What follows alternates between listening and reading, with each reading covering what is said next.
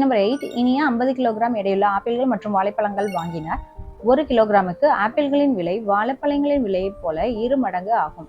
வாங்கப்பட்ட ஆப்பிள்களின் விலை ரூபாய் 1800 மற்றும் வாழைப்பழங்களின் விலை ரூபாய் 600 எனில் இனியா வாங்கிய இருவகை பழங்களின் எடையை கிலோகிராமில் காண்க. ஆப்பிள்களின் எடை வந்து எக்ஸ் கிலோகிராம்னு நம்ம எடுத்துக்கணும். அடுத்து வாழைப்பழங்களின் எடையை ஒய் கிலோகிராம்னு நாமளே எடுத்துக்கலாம். ரைட். இப்போ ஆப்பிளோட எடையையும் வாழைப்பழ எடையையும் கூட்டினா நம்மளுக்கு என்ன கிடைக்கணும்? தட் இஸ் இங்கே இருக்கக்கூடிய எக்ஸ் பிளஸ் ஒய் அதை கூட்டினா 50 கிலோகிராம் அப்படின்னு கொஸ்டின்லேயே கொடுத்துட்டாங்க.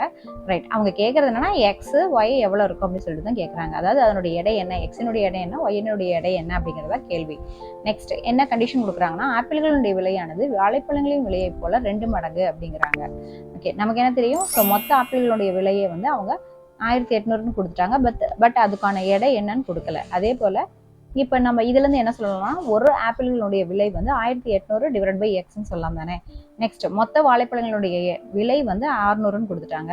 அப்போ ஒரு வாழைப்பழத்தினுடைய விலை பார்த்தீங்கன்னா 600 பை ஒய் அப்படின்னு சொல்லலாம். தட் மீன்ஸ் இப்போ ஃபார் எக்ஸாம்பிள் 40 ரூபாய்க்கு இப்போ 2 கிலோ தக்காளி கிடைக்குது அப்படின்னா நம்ம என்ன சொல்லுவோம்? அப்போ 1 கிலோ வந்து அடிச்சு போட்டு 20 ரூபா அப்படின்னு சொல்லுவோம் இல்லையா? அதுதான் இங்கே நம்ம போட்டிருக்கோம். அதாவது 1800 அந்த எடையான எக்ஸால வகுத்துட்டோம். அதே போல் இங்கே 600 ஒய்யால வகுத்துட்டோம். ரைட். அடுத்தது அவங்க கொடுத்த கண்டிஷன் படி ஆப்பிள்களின் விலை சமம் வாழைப்பழங்களின் விலையை போல 2 மடங்குன்னு சொல்லி கொடுத்துருக்காங்கல்லவா? இங்கே எழுதியிருக்கேன். தட் இஸ் 1800 பை எக்ஸ் சமம் 2 பெருக்கல் 600 பை ஒய். ஸோ அப்போ இங்கே என்ன பண்ணுறோம்? இந்த எக்ஸை அந்த பக்கம் கொண்டு போயிடறோம். அடுத்தது ஒய்யை வந்து இந்த பக்கம் கொண்டு வந்துடுறோம். ஒய் இன்ட்டு 1800 சமம் 2x இன்ட்டு 600ன்னு போட்டாச்சு. அப்போ Y is equal to 2x 600 இந்த 1800 கீழே கொண்டாந்துருங்க. இப்போ நம்ம அடிச்சு போட்டோம்னா ஸோ ஒரு 600 அப்புறம் 3 600 1800. ஸோ 1/3 வருதா? அப்போ 2x into 1/3 that is equal to 2x by 3 அப்படின்னு போட்டாச்சு. அப்போ ஒய்யினுடைய மதிப்பு நமக்கு கிடைச்சிருச்சு. தட் இஸ் என்னன்னா 2x பை 3. இப்போ எக்ஸினுடைய மதிப்பு நமக்கு வேணும்.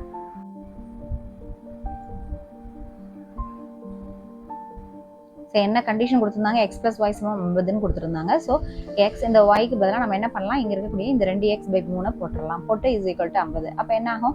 ஸோ இந்த 3 நம்ம மீசிமாவாக எடுக்கலாம். அப்போ இங்கேயும் 3 வரணும் அப்படின்னா என்ன பண்ணணும்? இது மேலேயும் கீழேயும் 3ஆல் பெருக்கிக்கணும். அப்போ அதுதான் இங்கே 3xன்னு போட்டேன். 3x plus 2x divide by 3 சமம் 50. அப்போ என்னது? 3x ப்ளஸ் 2x சமம் இந்த 3 இந்த பக்கம் போய் பெருக்குச்சுன்னா 150 ஆகிடுமா? ஓகே. அப்போ 3x 2x கூட்டினா 5x சமம் 150. அப்போ x சமம் 150 5ஆல் வகுக்கிறோம். வகுத்தா என்ன அடிக்கு?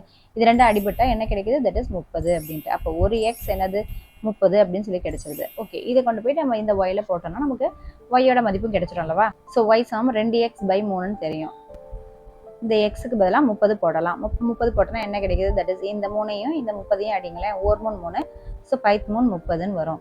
அப்போ 2 பெருக்கல் 10 என்னன்னு வரும்? ஸோ 20. அப்போ ஒய்யினுடைய மதிப்பும் 20ன்னு கிடைச்சிருச்சு. தட் இஸ் எனவே இனியா எக்ஸ் சமம் 30 கிலோகிராம் ஆப்பிள்களையும் ஒய் சமம் 20 கிலோகிராம் வாழைப்பழங்களையும் வாங்கியுள்ளார். இதுதான் நம்மளுடைய சொல்யூஷன்.